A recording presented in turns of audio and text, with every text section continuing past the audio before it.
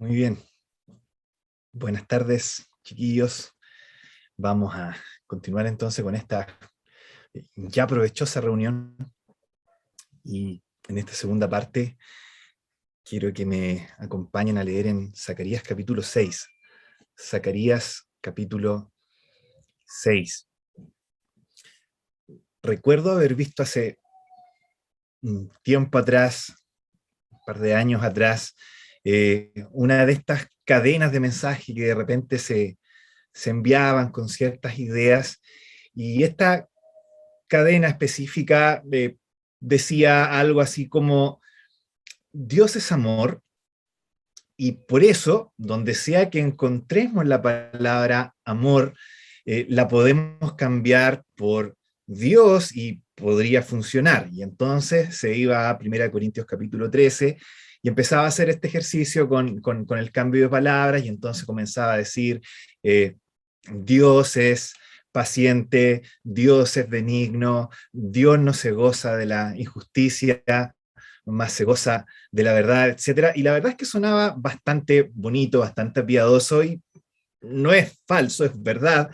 Dios efectivamente es paciente, Dios efectivamente es benigno. Lo único es que la lógica detrás de lo que lograba esta conclusión era totalmente hereje, era totalmente herética. No, no tenía ningún sentido. Yo creo que nosotros intuitivamente podemos captar lo sin sentido que hay entre ecualizar a Dios con el amor porque un versículo diga Dios es amor. Hace algunos años atrás, un autor llamado Rob Bell causó un verdadero impacto dentro del mundo evangélico por un libro que publicó, donde básicamente negaba la existencia de la condenación eterna, y el título del libro de Rob Bell era Love Wins, el amor gana. Y recibió una respuesta de otro hermano que escribió un contralibro, y este contralibro se llamaba God Wins, Dios gana. Y sería bastante extraño que este hermano le respondiera de esta manera si efectivamente Dios y amor son sinónimos. No podría tratarse de una contrarrespuesta. Notamos que hay una diferencia, que Dios y amor no pueden ser exactamente sinónimos, ¿verdad? Si fuera así, un montón de conclusiones disparatadas podrían resultar. Por ejemplo, que cada vez que John Lennon canta All You Need Is Love, podríamos decir que está dando un verdadero himno evangelístico hacia el resto de las personas, y todos nosotros nos damos cuenta que eso efectivamente no es así. El tema es que sí, Dios es amor, pero eso no significa que el amor sea Dios. Decir que Dios es amor es bíblico, pero tomar el amor y hacer de él nuestro Dios es idolátrico.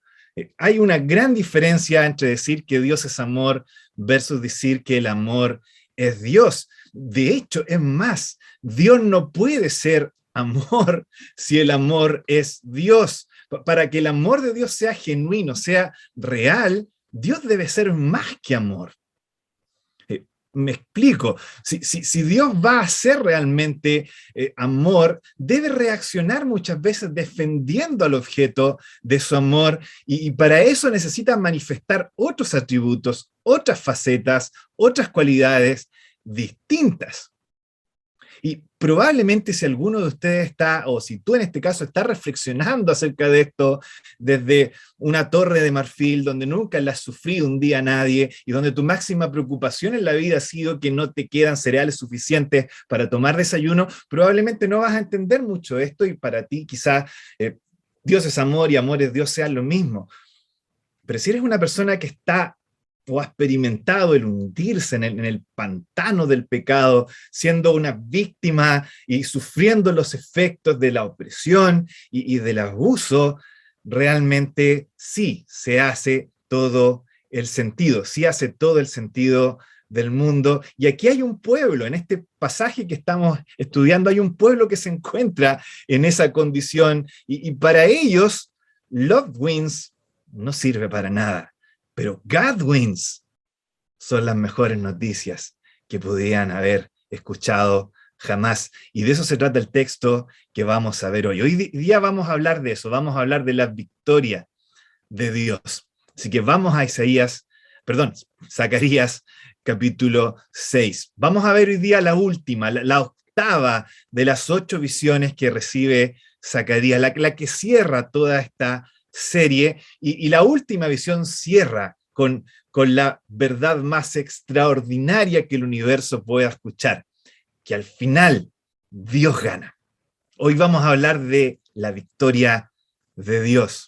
Ese ha sido, después de todo, si ustedes lo piensan, el movimiento lógico de las visiones que hemos visto hasta el momento. Dios viene, Dios llega, el pecado es expulsado y ahora todo cierra con el pie de Dios aplastando definitivamente la maldad, Dios sentándose en su trono soberano, su espíritu reposando de su trabajo y su gloria cubriendo la tierra, así como las aguas cubren el mar.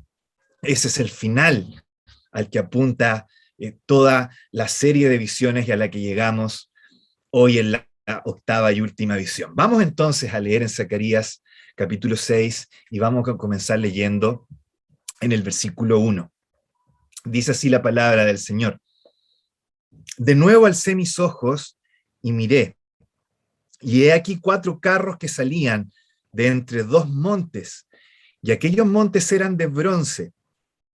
En el primer carro había caballos alazanes, en el segundo carro caballos negros, en el tercer carro caballos blancos, y en el cuarto carro caballos overos rucios rodados. Respondí entonces y dije al ángel que hablaba conmigo, Señor mío, ¿qué es esto?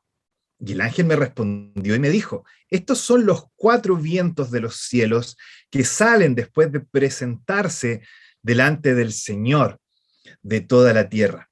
El carro con los caballos negros salía hacia la tierra del norte, y los blancos salieron tras ellos, y los overos salieron hacia la tierra del sur, y los alazanes salieron y se afanaron por ir a recorrer la tierra. Y dijo, id, recorred la tierra, y recorrieron la tierra. Luego me llamó y me habló diciendo, mira, los que salieron hacia la tierra del norte hicieron reposar mi espíritu en la tierra del norte. Hasta aquí la lectura en esta segunda parte de la palabra del Señor. Vamos entonces, como de costumbre, pedirle al Señor que su palabra sea de utilidad y podamos ser edificados, consolados, exhortados, desafiados en esta tarde por lo que Él tenga que decirnos. Vamos a orar y luego continuamos. Padre Celestial, gracias porque en el final tú ganas, tú triunfas, la victoria es tuya, aun cuando todo el mundo parece estar tranquilo, reposado, afirmándose mutuamente en sus perversiones, pensando que es lo más natural del mundo, no teniendo ni una consideración hacia el diseño original tuyo. Gracias porque sabemos que tú triunfas, que tu victoria es inapelable, que tu victoria es algo que nada puede torcer ni impedir. Ayúdanos en estos días insignificantes, donde los esfuerzos nuestros son y se ven pequeños, a poner la mirada en la grandeza de tu victoria y con confianza poder correr esta carrera que tú nos has destinado a correr. Guíanos, ayúdanos a disfrutar y a gozarnos en tu victoria en esta tarde. Quedamos delante de tu presencia, agradecidos siempre, en el nombre del vencedor, el Rey de Reyes, el Señor de Señores, nuestro Señor Jesucristo. Amén. Entonces, la victoria de Dios. Vamos a hablar sobre la victoria de Dios. ¿Qué vemos en el pasaje que acabamos de leer? Bueno, en los versículos 1 al 3, obvio, vemos 4 carros. No es muy difícil de verlo, ¿verdad? Versículos 1 al 3, entonces vemos 4 carros. Luego, en los versículos 4 al 6, vemos 2 destinos. Y finalmente, en los versículos 7 y 8, vemos una victoria. 4 carros, 2 destinos, una victoria. Esos son los 3 puntos que quiero que veamos a continuación, y a la luz de ellos analicemos este tema de la victoria de Dios. Vamos entonces al primero de ellos.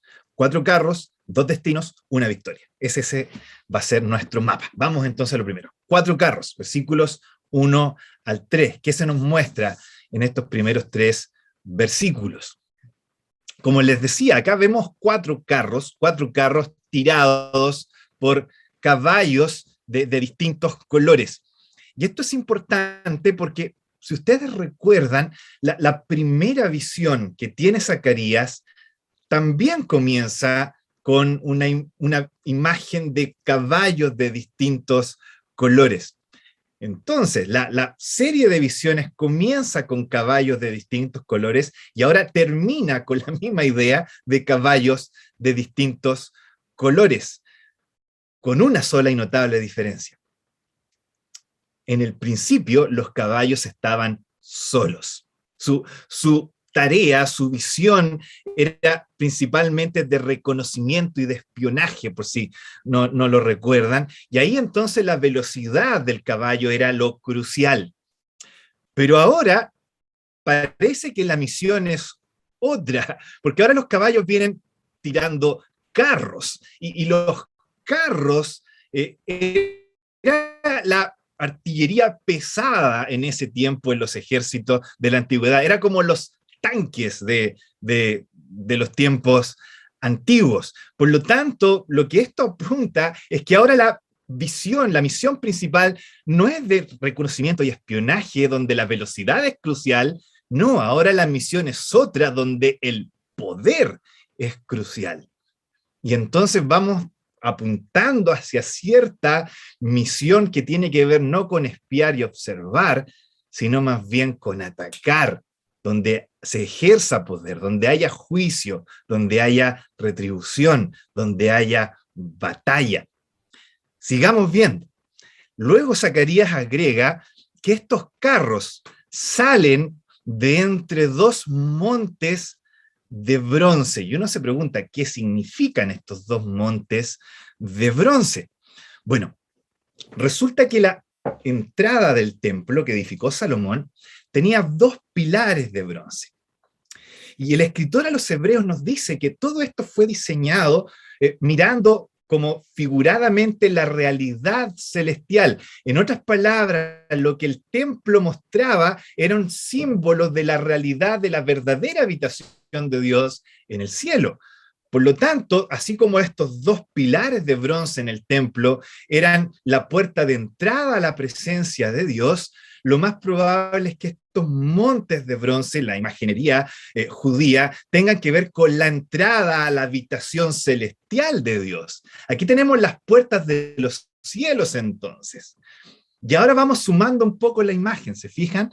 Ahora tenemos que vienen estos carros tirados por caballos, y estos carros vienen saliendo ya de la presencia misma de la santidad de Dios. Ya se discutió todo lo que había que discutir. Ellos ya entraron en la presencia de Dios, ya conversaron todo lo que tenían que conversar. Ya no hay nada más que discutir, ya no hay más reflexiones que analizar, la decisión ya está tomada. Ahora la fuerza completa del ejército de Dios va saliendo de la casa de Dios con todo el poderío existente para poder ejercitar juicio, guerra, retribución, venganza en el día del Señor.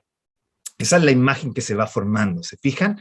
Luego continuamos y se nos describen los colores de los caballos. ¿Sí? Hay varios colores aquí que son mencionados, colores que también quizás tengan alguna relación con los caballos del principio, pero fíjense que el versículo 3 termina mencionando, la Reina Valera dice, caballos overos, rucios, rodados o manchados, esa es la idea ahí. Pero, ¿saben? La palabra hebrea que se utiliza acá, que se traduce como rodados, amutzim, tiene que ver no con manchas, sino más bien con ferocidad, con fuerza. Y eso es captado por otras traducciones. Por ejemplo, la Biblia de las Américas traduce este mismo pasaje como fuertes caballos tordos, o la NTV lo traduce como poderosos caballos tordos. O la NBI dice, todos serán caballos briosos, fuertes, poderosos, potentes. Por lo tanto, tenemos una nueva idea que suma a lo que hemos venido construyendo. Aquí estamos hablando con animales que no están en una disposición de mansedumbre y de tranquilidad. Estamos hablando de animales con una disposición a lo bélico, a la guerra, a la destrucción. Y por lo tanto, el mensaje que se entrega es bastante claro, ¿verdad? Lo que esta imagen de los caballos y de los carros saliendo de la presencia de Dios nos indica es que ahora ya no hay marcha atrás. No hay marcha atrás. Ya no hay tiempo de pensarlo dos veces. Ya pasó el momento del arrepentimiento, ahora es el momento del juicio, de la destrucción. Dios es tardo para la ira, grande en misericordia, verdad, pero llega un punto donde Dios dice que no dará por inocente al culpable y dará a cada uno conforme a sus obras. Y al parecer, en este punto, ese momento ha llegado. Y esa es la primera idea que nos dan estos 4 carros. Hay un punto en la historia, hay un punto en la historia universal, personal, cósmica también, donde se produce un no retorno. Hay un punto de no retorno. ¿Saben? A veces enfatizamos tanto el tema de los brazos abiertos de Dios. Todo el día extendí mis manos hacia un pueblo rebelde y contradictor, del corazón abierto de Dios, buscando llamar al ser humano a volverse a Él en amor. Verdades que son muy consoladoras y muy ciertas también y muy bíblicas, pero a veces enfatizamos tanto en ellas que olvidamos también esta verdad solemne que nos está entregando Zacarías en esta 8ª visión. Hay un punto donde no hay vuelta atrás. Hay un punto de no retorno. Va a haber un punto de no retorno para el mundo. Posterior al rapto de la iglesia, en el tiempo de la gran tribulación, hay un punto de no retorno, donde Dios simplemente dice la palabra del Señor, les envía un poder engañoso para que no crean a la verdad. Dios llega a un punto donde la cosa ya no tiene vuelta atrás. Es como el arca, ¿verdad? Llega a un punto donde Dios cierra la puerta del arca y Noé está dentro y el resto está fuera y no hay nada que se pueda hacer al respecto. El mundo tiene un punto de no retorno y eso nos está mostrando acá el pasaje. Pero ¿saben? No es solamente la historia cósmica y universal la que tiene un punto de no retorno. El ser humano en su vida existencial también muchas veces llega a un punto de no retorno. Hay un punto donde el ser humano está tan endurecido por su pecado que simplemente no hay vuelta atrás. No hay manera de que se arrepiente y se vuelva a Dios. Es lo que pasa con Faraón, ¿verdad? Faraón una y otra vez recibe cada vez más drásticas visiones y señales de parte de Dios y su corazón se endurece. Y no sabemos cuánto, pero llega un punto donde Faraón simplemente no puede volver atrás. Hay un punto de no retorno en las vidas y es por eso que el llamado es tan urgente a creer ahora. Ahora es el tiempo aceptable, ahora es el día de salvación. Más adelante puede ser muy tarde. Y es por eso que el llamado a creer el Evangelio es tan urgente. Y por último, y quizás de manera más solemne que toda para la mayoría de los que estamos presentes, chiquillos, el pecado también tiene un punto de no retorno. Y es lo que enfatiza una y otra vez el escritor a los hebreos, ¿verdad? Podemos ser tan endurecidos por el engaño del pecado que comenzamos a deslizarnos. Y llega el punto donde finalmente nuestra actitud demuestra que en realidad nunca habíamos sido salvos.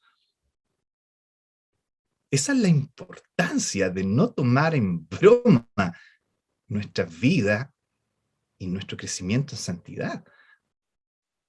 No sabemos dónde está ese punto, donde puedes volver y donde no puedes volver, no lo sabemos. No puedes jugar, por lo tanto, diciendo, o pensando que una mirada más a esa página pornográfica no va a ser nada malo, o que una mentira más en todo este edificio de falsedades que has construido en tu vida va a ser suficiente y vas a poder volver atrás, o que una murmuración o un robo más va a bastar y todo va a estar bien. Tú no sabes cuándo va a llegar un punto donde simplemente no hay vuelta atrás. El pecado no es para jugar con él, lo vimos en la reunión pasada. Hay un punto de no retorno, no sabemos cuál es. No juegues con los límites, hermano, hermana. Un creyente evidencia la realidad y lo genuino de su fe, no por los límites a los que logra llegar cerca del pecado, sino por cuán lejos busca correr y alejarse de la sola presencia de alguna tentación que le lleve a deshonrar a su Señor. Dios va a ganar. En el final, Dios triunfa, Dios vence, Dios gana. Asegúrate, por lo tanto, ese es el llamado a estar en el lado correcto de la historia. No te quedes en el límite buscando ver dónde está ese punto de no retorno. Asegúrate de estar en el lado de Dios cuando la victoria de Dios se haga presente. 4 carros. No hay vuelta atrás. Eso es lo primero que tenemos cuando se nos habla acerca de la victoria de Dios. Vamos a continuar. Sigamos ahora avanzando y vamos a los versículos 4 al 6. Hablamos de 4 carros, ahora vamos a pasar a hablar de 2 destinos. ¿Qué pasa en los versículos 4 al 6? Ahora lo que pasa es que se nos informa con más detalle quiénes son estos carros tirados por caballos, y lo que se nos dice es que estos son los 4 vientos de los cielos. Los 4 vientos de los cielos. Y quizás acá hay un juego de palabras muy, muy inteligente, muy, muy clever, porque en el hebreo, la idea viento, el vocablo viento es el vocablo ruach, que significa también espíritu. Ruach significa viento y también significa espíritu. Por lo tanto, perfectamente acá podría traducirse esta frase, los 4 vientos de los cielos, como los 4 espíritus de los cielos. ¿Por qué es importante este juego? ¿Por qué se da este juego? Porque fíjense ustedes que son 4. Y la expresión 4 vientos puede ser una referencia a los 4 puntos cardinales de los vientos. De hecho, Zacarías ya ha utilizado esa imagen en el capítulo 2, versículo 6, ¿verdad? Cuando dice que esparció al pueblo de Israel a los 4 ruaj, a los 4 vientos. Y ahí la idea es que lo esparció a los 4 puntos cardinales de la tierra. Es indiscutible que esa es la idea ahí. Pero, por otro lado, acá en el pasaje en el que estamos ahora, estos 4 ruaj, esos 4 vientos o espíritus, se han presentado delante de Dios y salen montando artillería pesada para ir a la batalla. Por lo tanto, la idea más bien parece ser la de que se trata acá de espíritus, de seres angelicales, de la quizás artillería de Dios, de los guerreros de Dios y de su ejército que sale a repartir juicio y a expresar su dominio también por toda la tierra. Pero ahora, en el versículo 6, se nos va a indicar la dirección hacia donde avanzan estos 4 vientos espíritus con sus carros tirados por caballos. Y aquí, chiquillos, es donde el juego de palabras cobra un énfasis especial. ¿Por qué? Porque si estamos hablando de los 4 vientos de los cielos, lo que uno esperaría es que los 4 vientos se dirigieran hacia sus lugares que les corresponden, ¿verdad? A los 4 puntos cardinales. Uno al este, el otro al oeste, el otro al norte y el otro al sur. Pero eso no es lo que vemos en el versículo 6. Fíjense que en el versículo 6 no hay ningún carro que se dirija hacia el este, por ejemplo, o otro que se dirija al oeste. No hay carros que se dirijan hacia esas direcciones. Lo que sí vemos es un carro que se dirige al sur y el grueso de la caballería, por así decirlo, va hacia el norte. ¿Por qué hacia el norte?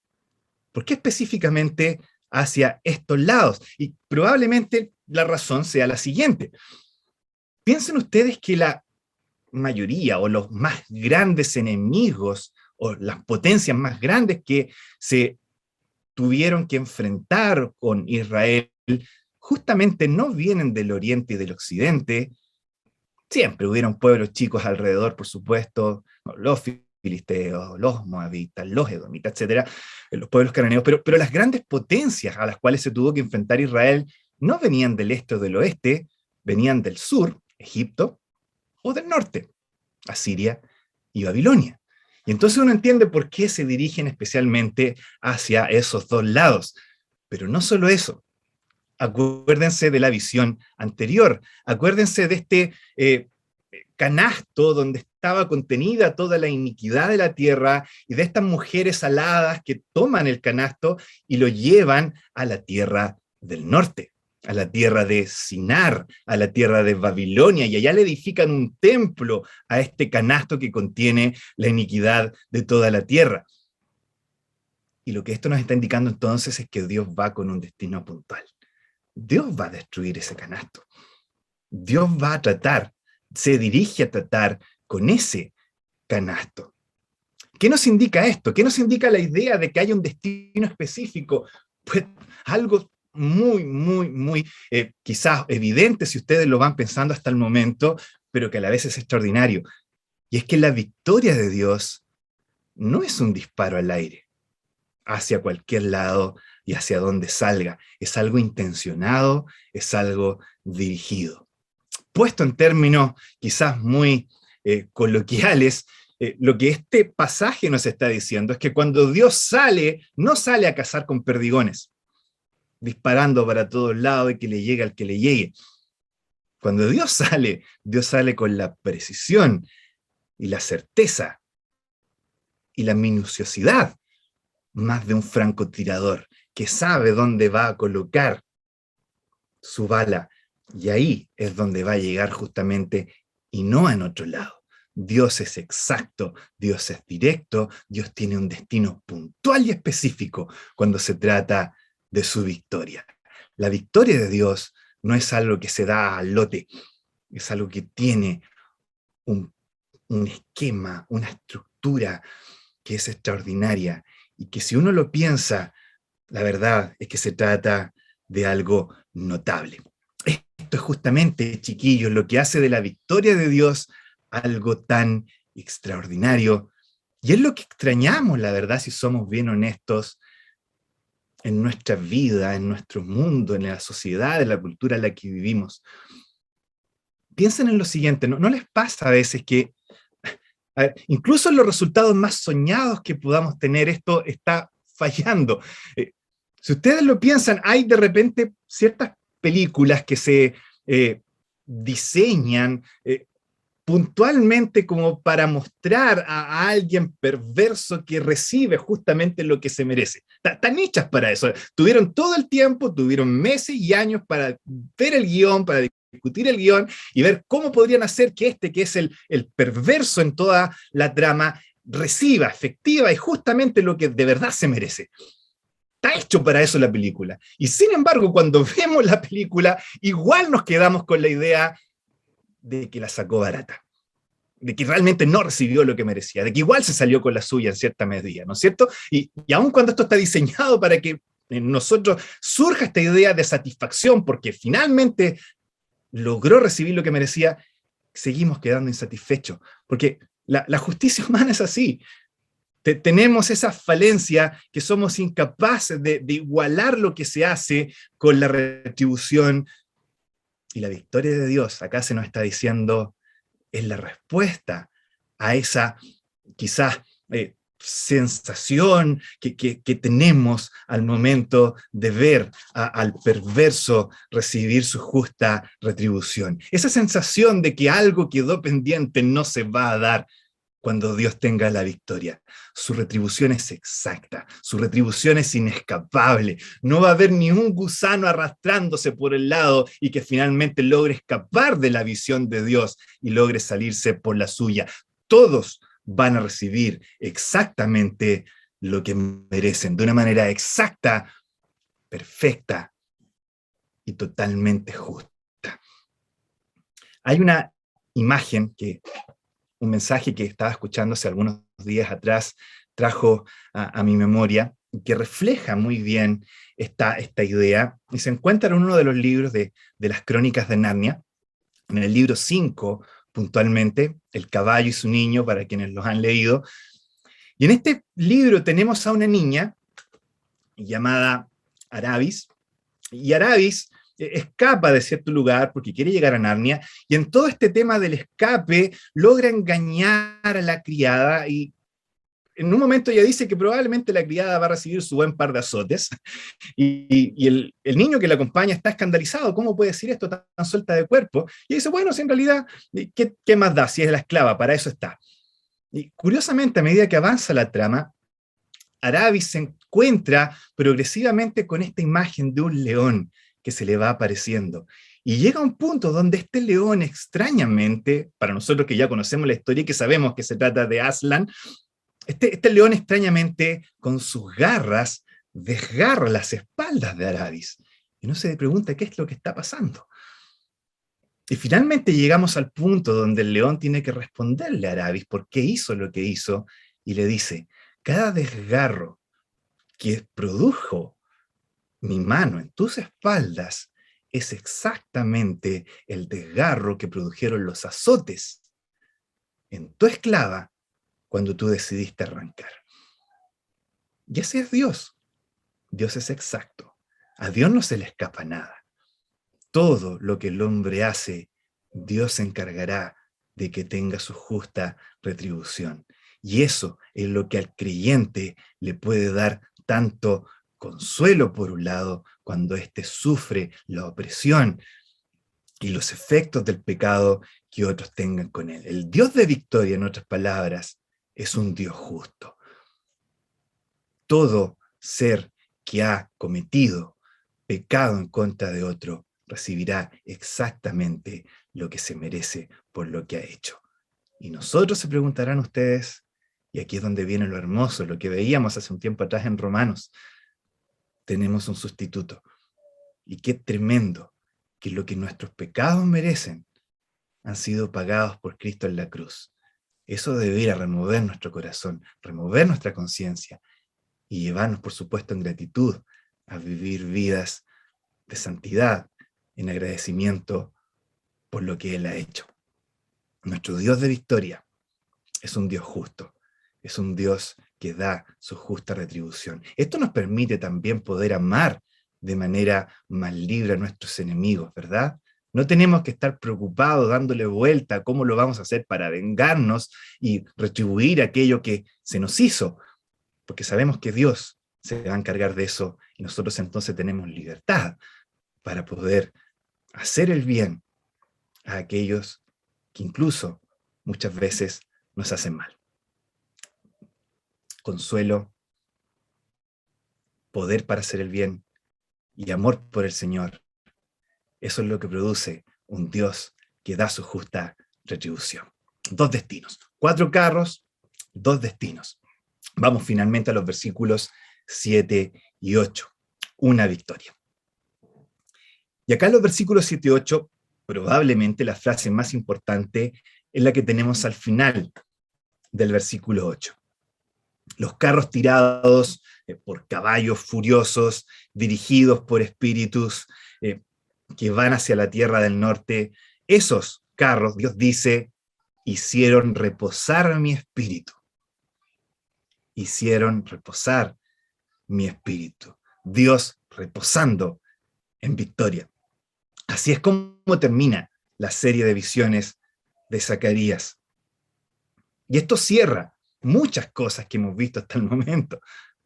¿Se acuerdan que les mencionaba la reunión pasada, que en la visión anterior había una palabra que se repetía mucho una y otra vez, este vocablo hebreo yatzá, que significaba salir, salir? A cada rato se repetía esta idea de salir, el canasto que sale, las mujeres aladas que salen. Hay un énfasis continuo en el movimiento y se repite una y otra vez este verbo, este vocablo hebreo yatzá.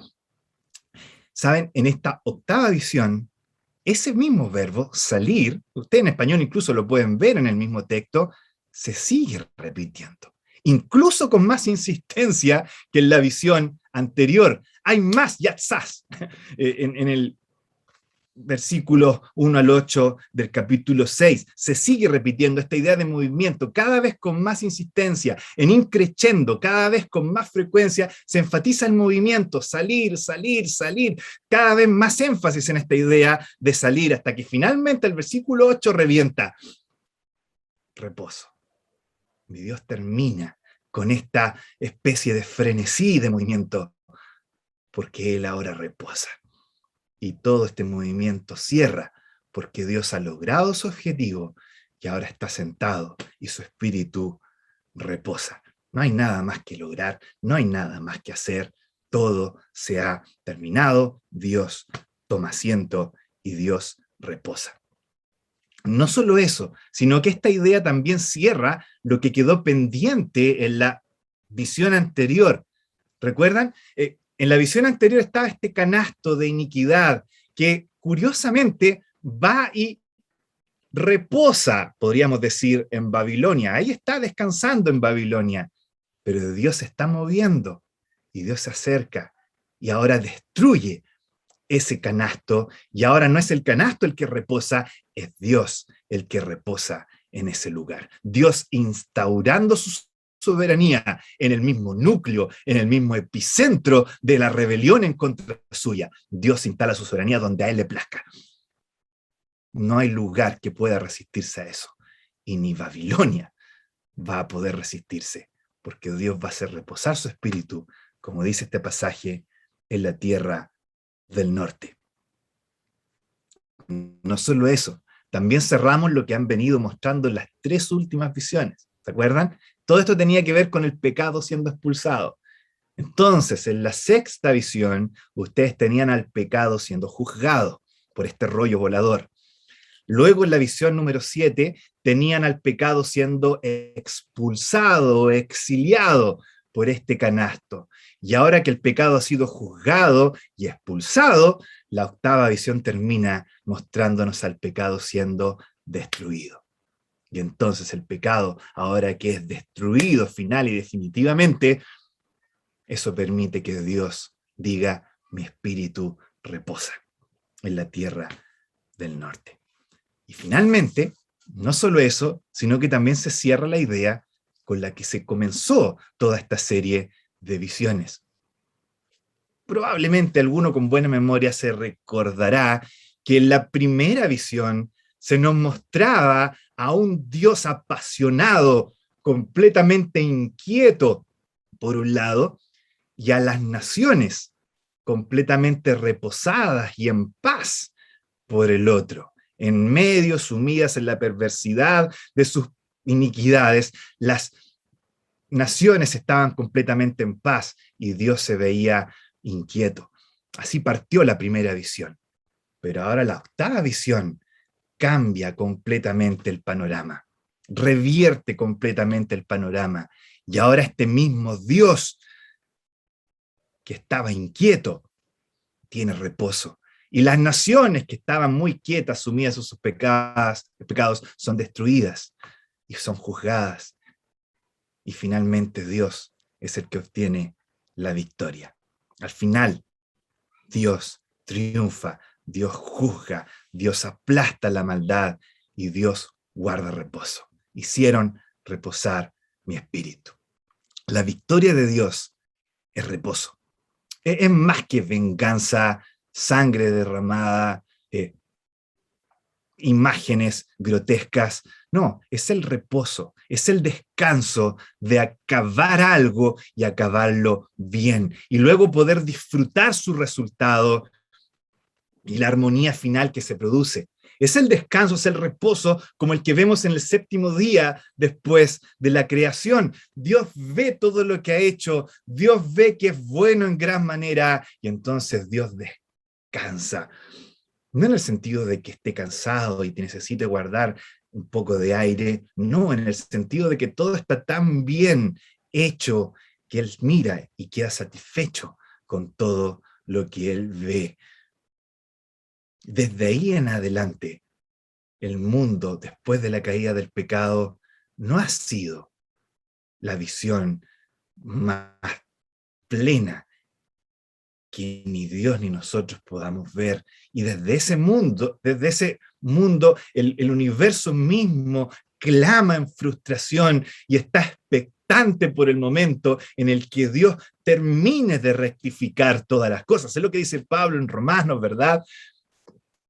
Y el Señor dice, mi Padre hasta ahora trabaja y yo trabajo, y ese trabajo sigue y se mantiene aún hasta el día de hoy. Pero va a llegar un momento donde ese trabajo va a tener un punto final, donde el trabajo de Dios de rectificar todas las cosas va a lograr su objetivo final, y Dios va a mirar y Dios verá, al igual que en el séptimo día, e incluso superior al séptimo día de la creación, que todo lo que Él ve es bueno, en gran manera, y entonces dirá lo que dice el versículo 8 de Zacarías 6, mi espíritu reposa, mi espíritu reposa. Dios reposa, el universo es el lugar de su reposo, y entonces podemos ver a Dios triunfando, sentado en gloria y en majestad. Y tú te preguntarás a lo mejor, hermano, ¿cuál es mi rol en todo esto? Bueno, un hermano una vez decía que todos los templos idolátricos que el hombre, probablemente por influencia de Satanás, ha hecho, son una miniatura patética, una falsificación grotesca e imperfecta de lo que Dios originalmente diseñó. El hombre hace su templo y en medio de ese templo coloca cierta figura de madera o de lo que sea que representa a ese Dios, que está hecho a imagen de ese Dios. Lo real, lo que Dios logra, es un verdadero templo, que es todo el universo. Y la imagen de Dios no es un ídolo hecho de madera o de otro material. La imagen de Dios, hermano, hermana, eres tú y soy yo. Hechos a imagen y semejanza de Cristo, glorificados, siendo semejantes a Él, porque le veremos tal como Él es.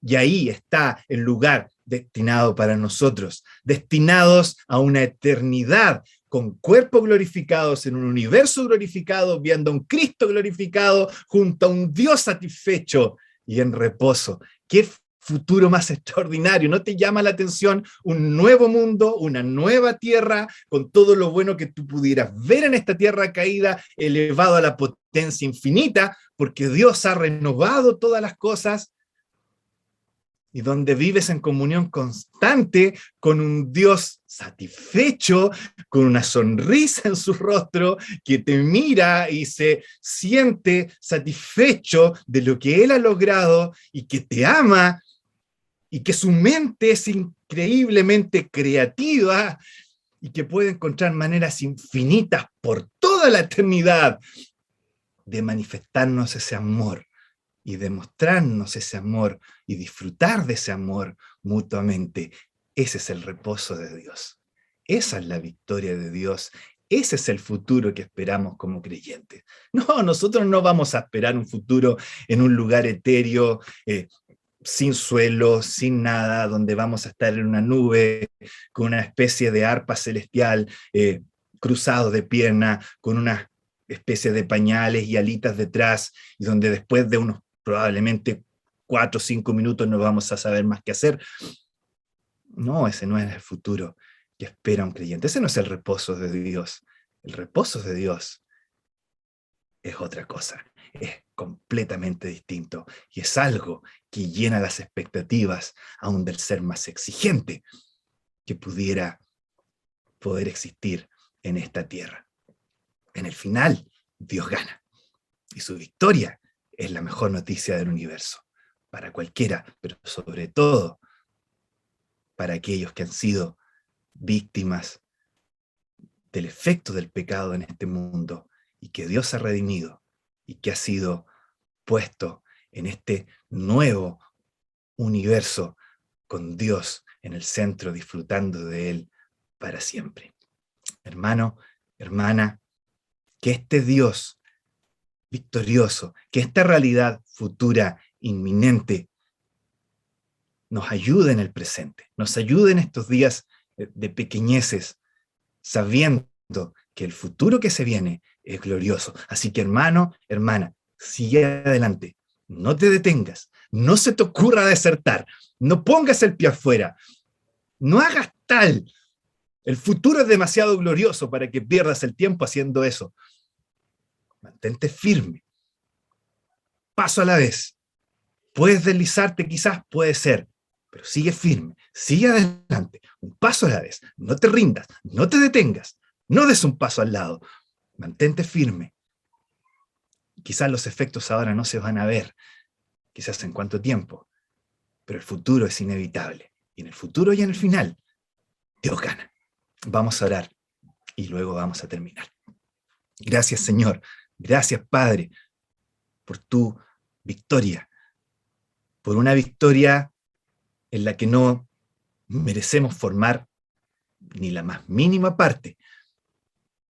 Somos el cáncer en lo bueno que tú has hecho. Pero tú tienes una manera milagrosa de tomar la semilla del pecado, transformar lo podrido en algo santo, puro, y hacerlo la esposa de tu propio hijo. Qué tremendo Dios eres tú. Gracias porque tú nos has salvado, porque somos hijos tuyos, porque somos amados por ti, porque somos valorados por ti, de una manera que muchas veces llega a dar vergüenza cuando nos vemos a nosotros mismos, pero tú nos amas de una manera escandalosa a los oídos del más religioso. Gracias por ser bueno, gracias por ser como eres, gracias por ser un Dios poderoso y a la vez misericordioso, que ama al pecador, pero que aborrece el pecado y lo va a eliminar. Y a nosotros nos va a limpiar para vivir en su presencia para siempre. Gracias, gracias te damos y quedamos en tus manos, agradecidos en el nombre de nuestro Salvador, nuestro Señor Jesús. Amén.